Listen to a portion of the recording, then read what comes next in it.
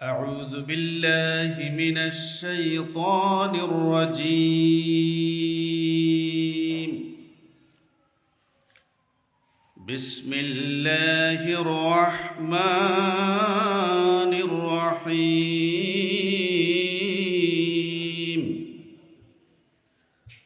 وقال رجل مؤمن من آل فرعون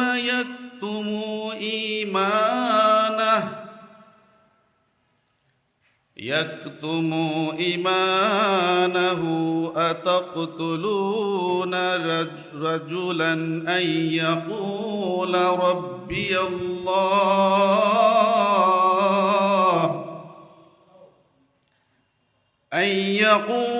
ربي الله وقد جاءكم بالبينات من ربكم وإن يكن كاذبا فعليه كذبه وإن يكن صادقا يصبكم بعض الذي يعدكم إن الله لا يهدي من هو مسرف كذاب. এরশাদ হচ্ছে,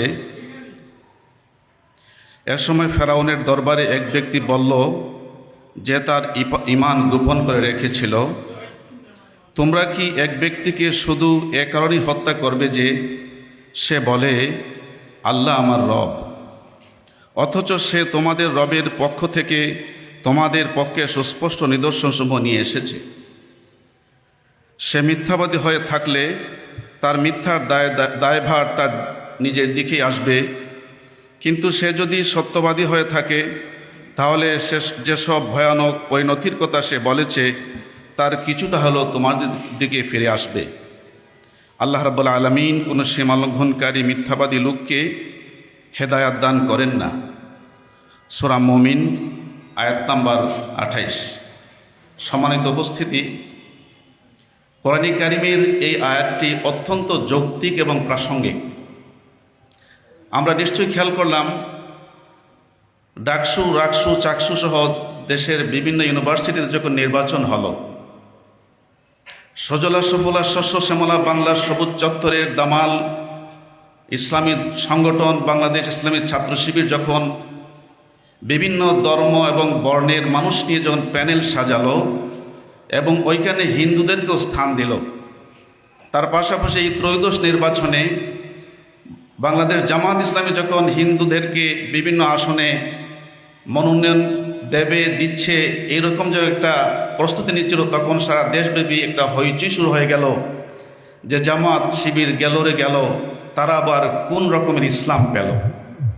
অথচ কোরআনে কারীমের এই জায়গায় আল্লাহ রাব্বুল আলামিন আমাদের সামনে যে ইতিহাসটুকু তুলে ধরলেন সেটা হলো এই, আল্লাহর একজন প্রিয়তম নবী হজরতে মূসা আলাইহিস সালাতু ওয়াস সালাম, তার দুশমন ছিল ফিরআউন। ফিরআউনও তার বিভিন্ন সময় হজরতে মূসা আলাইহিস সালামকে হত্যার জন্য তার বিরুদ্ধে ষড়যন্ত্রে বসত, তার ক্যাবিনেট বসত। ওই ক্যাবিনেটেই একজন মানুষ ছিলেন মুমিন। আল্লাহ রাব্বুল আলামিন সেই মুমিন মানুষটার কথাই বলেছেন, এবং এই মুমিনই ছিল সূরা মুমিনের সেই মুমিন নামের নামকরণের অন্যতম কারণ। তো যখন ফেরাউনের সভাসদ যখন সিদ্ধান্ত নিল যে মূসাকে মেরে ফেলতে হবে, না মেরে কোনো বিকল্প নাই, তখন এই মুমিন যিনি তার ঈমানকে গোপন রেখেছিলেন, আর গোপন রেখেছিলেন বিদায়ী ফেরাউনের সভাসদবর্গের একজন সদস্য ছিলেন, উনি তার প্রতিবাদ করে সেদিন বলেছিলেন যে আপনারা কি একজন মানুষকে আল্লাহ আমার রব একথা বলার জন্যই কি আপনি তাকে হত্যা করে ফেলবেন? অথচ সে তো আল্লাহর পক্ষে বিভিন্ন যুক্তি উপস্থাপন করছে। আসলে সে যদি সত্যবাদী হয় তাহলে আপনারা বিপদে পড়বেন, সুতরাং তাকে হত্যার চিন্তা আপনারা করবেন না। আমরা এই আয়াত থেকে যে বিষয়টা বুঝতে পারি সেটা হলো এই, ওই ফেরাউনের সভাসদে, ফেরাউনের ক্যাবিনেটও হজরতে মুসা সালামের একজন সদস্য ছিল যিনি মুমিন ছিলেন এবং তার ঈমানকে লুকায়িত করেই তিনি ইসলামের দাওয়াত তথা অন্যায়ের প্রতিবাদ করেছিলেন। এখন আমাদের প্রশ্ন, যদি বাংলাদেশ জামায়াত ইসলামী বিভিন্ন আসনে দেশের স্বার্থে, দশের স্বার্থে, নিরাপত্তার কারণে যদি অন্যান্য ধর্মের কোনো ভাইকে, কোনো মানুষকে যদি মনোনয়ন দেয়, তাহলে কি আছে এখানে প্রশ্নের? আসুন বিষয়ে আমরা চিন্তা করি। আসসালামু আলাইকুম ওয়া রাহমাতুল্লাহি ওয়া বারাকাতুহু।